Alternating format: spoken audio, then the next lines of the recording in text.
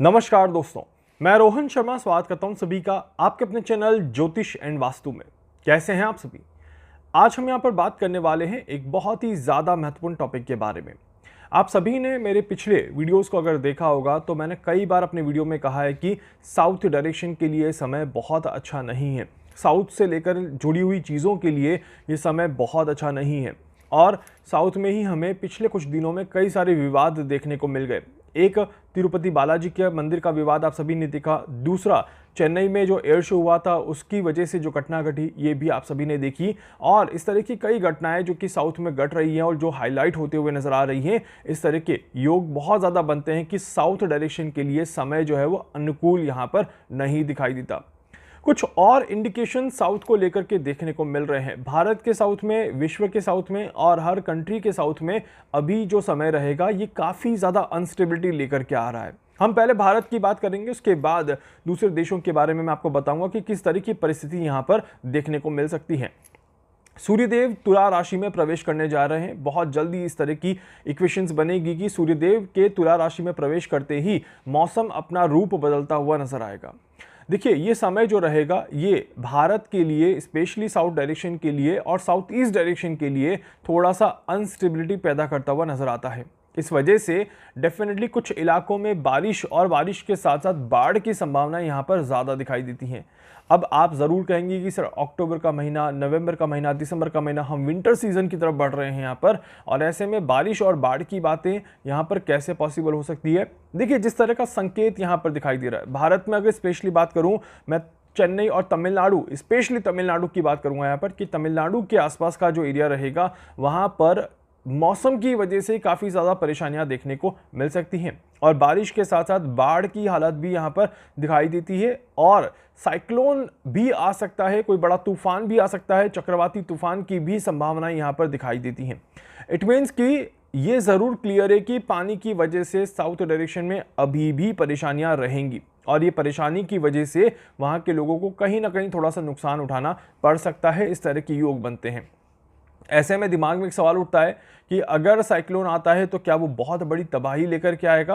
देखिए, अगर साइक्लोन आता है तो कोई बहुत बड़ी तबाही के संकेत यहाँ पर नहीं बनते, मतलब कि जानमान की बहुत ज़्यादा हानि हो, इस तरह के संकेत यहाँ पर नहीं बनते। बट यस, यह है कि डर मन में बैठेगा, थोड़ा सा परेशानियां और पैनिक वाला माहौल ज़रूर क्रिएट होगा, इस तरह के योग बनते हैं। ये सारी चीज़ें जो मैं आपको बता रहा हूँ स्पेसिफिकली साउथ डायरेक्शन के लिए, ये अभी 15 अक्टूबर से लेकर के और 15 जनवरी के बीच की मैं आपको चीज़ें एक्सप्लेन कर रहा हूँ। इसमें भी हम ज़्यादा जो देख रहे हैं चीज़ें, ये अक्टूबर, नवंबर और दिसंबर के महीने में ज़्यादा इम्पैक्ट होते हुए यहाँ पर देख रहे हैं, क्योंकि ये समय नेचर के कंट्रोल का समय है।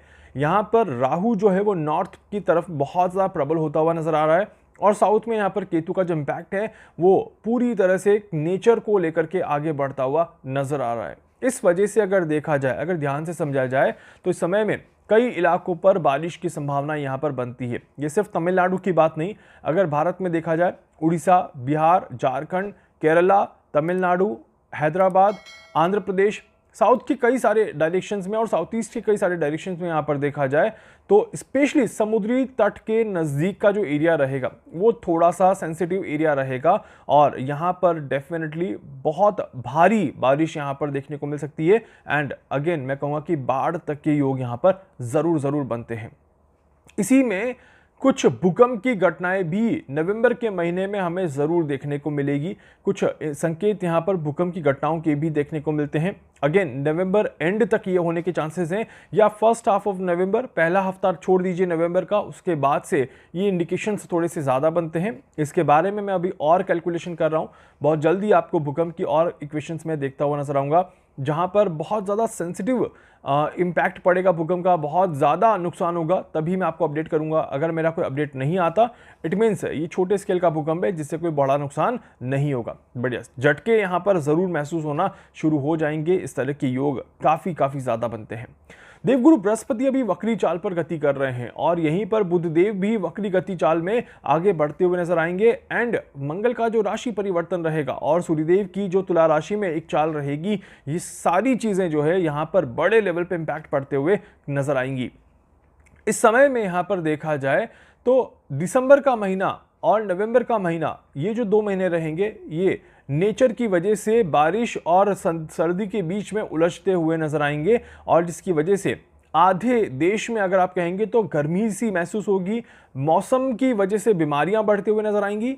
और एक तरफ ऑफ द कंट्री अगर हम जैसे नॉर्थ की गर्मी और बीमारियां, वेदर में परिवर्तन जिसकी वजह से एलर्जिक इश्यूज बढ़ते हुए नजर आएंगे, वहीं पर साउथ में अगर देखें तो पानी की वजह से फसलों को नुकसान, पानी की वजह से परेशानियां और हेल्थ को लेकर के नुकसान होता हुआ नजर आएगा। इस तरह के योग बनते हैं। अब ऐसे में जब हम पानी की इक्वेशंस को काफ़ी ज़्यादा देख रहे हैं, पानी से होने वाली बीमारियों के संकेत भी यहाँ पर साउथ के डायरेक्शन में दिखते हैं, या जो अभी वायरस की बातें चल रही थी, ये वायरस की बातें सडनली नवंबर के महीने में थोड़ी सी हाईलाइटेड होते हुए नजर आए, तो भी इस तरह की इक्वेशंस यहाँ पर काफ़ी ज़्यादा दिखाई देती हैं।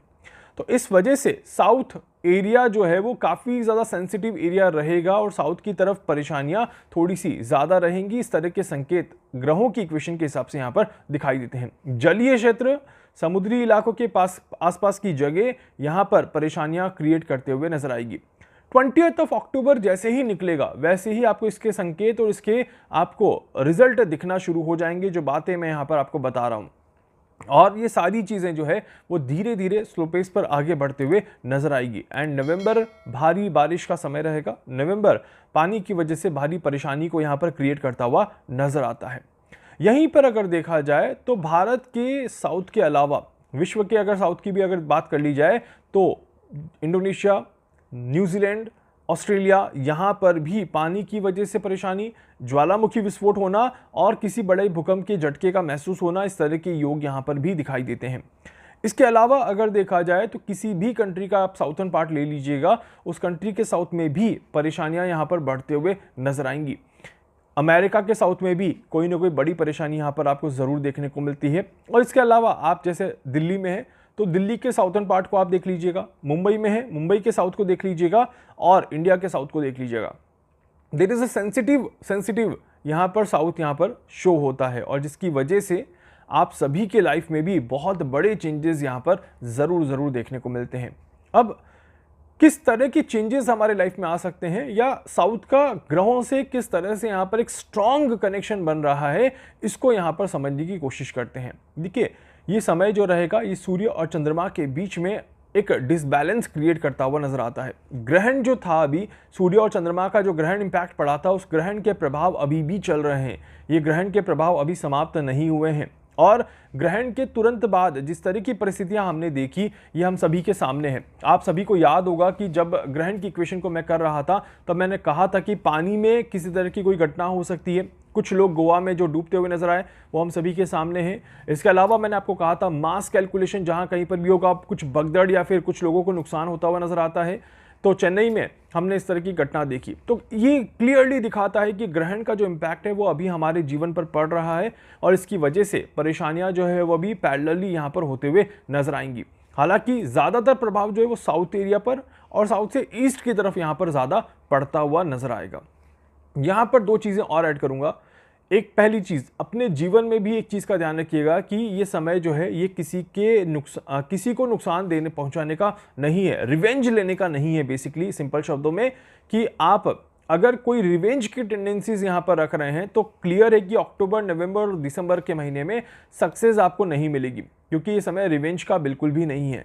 ये समय माफ़ करने का, ये समय थोड़ा सा चीज़ों को टालने का, और ये समय कुछ इस तरह का है जहाँ पर आप पुरानी बातों को छोड़ दीजिए, पुरानी बातों को लेकर के ना बैठें और अपने जीवन में आगे मूव ऑन करना शुरू करिए, तो आपके लिए ज़्यादा अच्छा रहेगा। उम्मीद करता हूं कि मेरे मैसेज को आप समझे हैं, क्योंकि आपके जीवन में भी साउथर्न इंडिकेशंस जो हैं वो आपके यहाँ पर दिखाई देते हैं। इसका ये मतलब नहीं कि आपके घर का साउथ खराब है या आपके घर का वास्तु खराब है, इस बात का ध्यान रखिएगा। यहाँ पर साउथ की डेफिनेशन थोड़ी सी अलग है, इस वजह से इस बात को आप वास्तु पर मत रखिएगा या अपने घर के साउथ में मत रखिएगा। ये आपके ऑरा का साउथ होता है, या आपके जीवन का साउथ होता है, और साथ ही साथ आप जहां पर रहते हैं, जिस कंट्री में, जिस सिटी में, वहां के साउथ को यहां पर कैलकुलेट ज़्यादा किया जाता है। उम्मीद करूंगा आप सभी साउथ के स्पेशली जो मेरे व्यूअर्स हैं वो प्रिकॉशंस रखेंगे और दूसरों को भी सचेत करेंगे कि वो भी प्रिकॉशंस रखें ताकि किसी तरह का कोई नुकसान यहाँ पर ना देखने को मिले। वीडियो को लाइक कर दीजिएगा, चैनल को सब्सक्राइब कर दीजिएगा, बेल आइकन पे जरूर से क्लिक करिएगा। कुछ भी पूछना चाहते हैं, कुछ भी जानना चाहते हैं, अपने बारे में कुछ भी समझना चाहते हैं, आप मुझसे संपर्क कर सकते हैं। मैं पूरी कोशिश करूंगा आप सभी की हर संभव मदद यहाँ पर कर सकूं। धन्यवाद।